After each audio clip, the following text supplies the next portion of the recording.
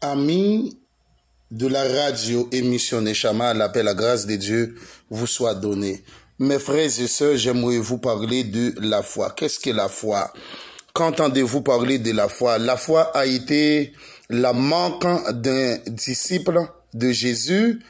Les premiers disciples étaient connus sous le nom de croyants. Jésus a dit, tout est possible pour celui qui croit. Marc chapitre 9, le verset 23.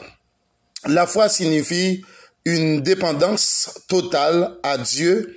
Quand Adam a péché, il est sorti de la dépendance à Dieu en dépendance qui est l'incrédulité. C'est la raison pour laquelle Dieu a mis une telle priorité sur la foi. La foi est la façon dont nous revenons en relation avec Dieu. Dépendance de Dieu.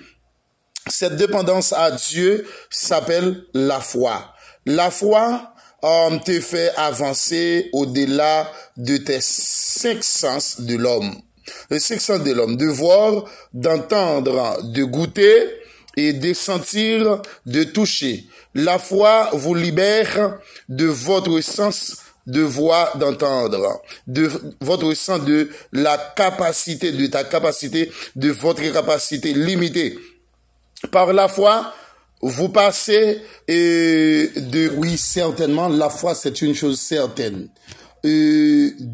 Par la foi, vous passez de l'incapacité à sa capacité.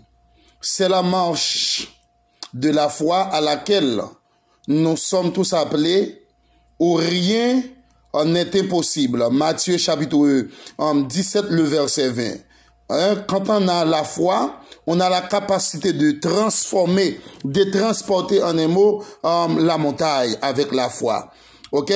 Sans la foi, nous ne pouvons pas voir la présence de Dieu et voir Dieu. Parce que c'est pas par la foi que nous entrons dans la prière, dans une communication avec Dieu. Mes frères internautes, qu'est-ce que la foi, mes frères et sœurs?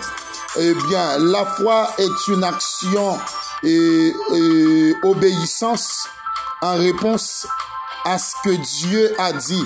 La vraie foi s'exprime en obéissance 2, en action, en réponse 3. Entendre la parole de Dieu, c'est ça la foi. Et maintenant, la foi, c'est être sûr de ce que nous espérons et